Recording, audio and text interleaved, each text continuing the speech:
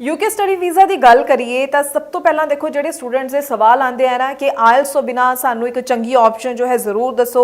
और स्पैशली पंजाब ते हरियाणा स्टूडेंट्स के बहुत सारे सवाल इस उपर होंगे ने। तो अज इसी के उपर असीं तुहानू गल करन जा रहे हैं कि हो सकता है कि आने वाले 1-2 इंटेक्स तो बाद विदाउट आयल्स ऑप्शन भी शायद बंद हो जाए। सो इसलिए स्टूडेंट्स नू इन्हां कमिंग इंटेक्स के उपर फोकस करना पएगा।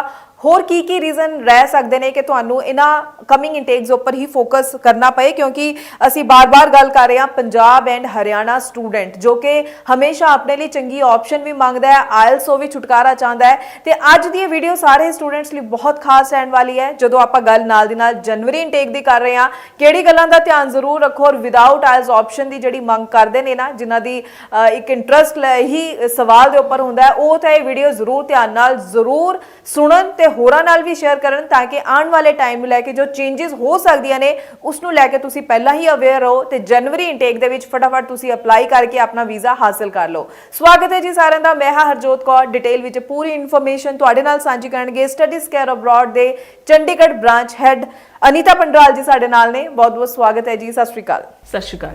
सो अनीता जी जरूर इस चीज़ नूं क्लैरिटी देना कि आपां लगातार सवाल देखो पंजाब एंड हरियाणा स्टूडेंट्स नूं लैके बणिया रहिंदा। नाल आपां जनवरी इंटेक देखिए, नाल आपां देखिए विदाउट आयल्स ऑप्शन, नाल आपां इह वी गल समझण दी कोशिश अगर करदे हां कि आने वाले समय विच हो सकदा है कि अजिहा डिसीजन जो है यूके वालों लिया जाए कि विदाउट आयल्स ऑप्शन पूरी तरह बंद कर दी जाए। हालांकि अजिहा हाले ऑफिशियली कुछ भी नहीं है, एक अनुमान की आपां एक संभावना की गल कर रहे हैं। तो इस उपर तुसीं स्टूडेंट्स नूं की कहना चाहोगे जी? सो अगर बात करें यूके की, तो यूके इस टाइम पे अगर उनका जो टर्न अराउंड टाइम है या फिर उनके पास जो यूनिवर्सिटीज़ के ऑप्शन है या फिर क्वालिटी ऑफ एजुकेशन अगर मैं कंपेयर करूं तो सारी कंट्री से सबसे ज़्यादा स्मूदर तरीके से इस टाइम पे यूके की प्रोसेसिंग टाइम है। अगर मैं बात करूं ऑफर लेटर की, तो students are getting the offer letter within 3 to 4 days। और वहाँ पे ऑप्शन है अगर आपका आइल्स नहीं है, आप आइल्स करना चाहते हो, आपने किसी ऐसे कोर्स में अप्लाई किया है जहाँ पे आइल्स इज रिक्वायरमेंट, तो यूके कंडीशनल ऑफर लेटर भी देता है। अगर मैं एडमिशन की बात करूँ तो मोस्ट ऑफ द यूनिवर्सिटीज़ में कोई एप्लीकेशन फीस नहीं होती। और अगर मैं गैप की बात करूं यूके में, तो 2019 वाला जो स्टूडेंट है वो भी अप्लाई कर सकता है। गैप का भी ऐसा कोई इशू नहीं है, बस आपके पास एक गैप जस्टिफिकेशन होनी चाहिए। तो ये कुछ चीज़ें हैं जो आज के टाइम पे फ्लेक्सिबिलिटी दिख रही है यूके में। और इसके बाद अगर मैं बात करूं तो यूके में वो सारे स्टूडेंट्स भी अप्लाई कर सकते हैं। अगर मान लो आपने सीबीएसई से या आईसीएसई से आपने अपनी 12th की है और आपके जो 12th में 65 to 70% अगर आपके मार्क्स हैं, तो आपको यूके यूनिवर्सिटीज इंग्लिश वेवर देते हैं। देन आपको आइल्स करने की या पीटी करने की कोई ज़रूरत नहीं है। आप विदाउट आइल्स भी एप्लीकेशन अप्लाई कर सकते हो and you can get the unconditional offer later on the grounds of your English score. लेकिन क्योंकि अब अगर मैं सिनेरियो देखूँ तो सारी कंट्रीज़ में हमेशा ऐसा ही होता है कि जब सारी कंट्रीज़ के दरवाजे बंद होते हैं तो 1 या 2 कंट्री के दरवाजे ओपन हो जाते हैं। लेकिन जब ओपन हो जाते हैं, कंसीडरिंग हमारे पंजाब, हरियाणा और नॉर्थ वाले स्टूडेंट्स फिर उसी पर्टिकुलर एक कंट्री पे फोकस करना शुरू कर देते हैं कि नहीं अब तो हमें बस यूके ही ऑप्शन है, जर्मनी ऑप्शन है या आयरलैंड ही ऑप्शन है। तो हमें ये इस चीज़ को बिल्कुल समझना पड़ेगा कि उनके पास भी एक लिमिटेड सीट्स की कैपेसिटी है। फिर वो कहीं ना कहीं कुछ एक ग्राउंड्स में अपनी जो स्ट्रिक्टनेस है वो दिखाने लग जाते हैं। तो अभी जो स्ट्रिक्टनेस मे बी वो आने वाले टाइम में दिखाएं, वो आइल्स की एक दिखा सकते हैं कि मे बी हो सकता है आने वाले टाइम में ये जो विदाउट आइल्स वाली ऑप्शन है ये बिल्कुल बंद हो जाए, मे बी जनवरी इंटेक के बाद या फिर उसके बाद वाले इंटेक के बाद। तो बिकॉज कहीं ना कहीं क्योंकि अगर मैं बात करूँ तो ऑस्ट्रेलिया में भी चांसेस है कि इंटरनेशनल कैपिंग आएगी, कनाडा में ऑलरेडी इंटरनेशनल कैपिंग है, न्यूजीलैंड का भी आपको पता ही है प्रोसेस किस तरह से है। बाकी उसके बाद जो ऑप्शन रहती है हमारे पास यूरोप एंड यूके है।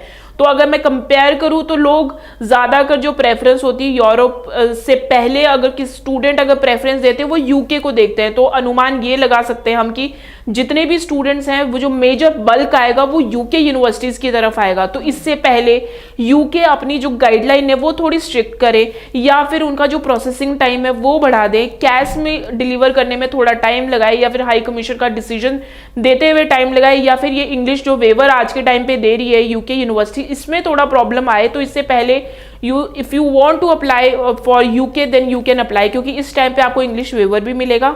अगर आप पीएससी भी से भी हो तब भी कुछ यूनिवर्सिटीज़ ऐसी हैं जो कि इंग्लिश का वेवर दे रही हैं, भले ही आप 2001 टू 22 23 24 पास आउट हो, 19 पास आउट हो, 20 पास आउट हो, कोई प्रॉब्लम नहीं है, you can apply. Just that कि आपके पास एक गैप प्रूफ होना चाहिए कि आपने इन 4-5 सालों में क्या किया है।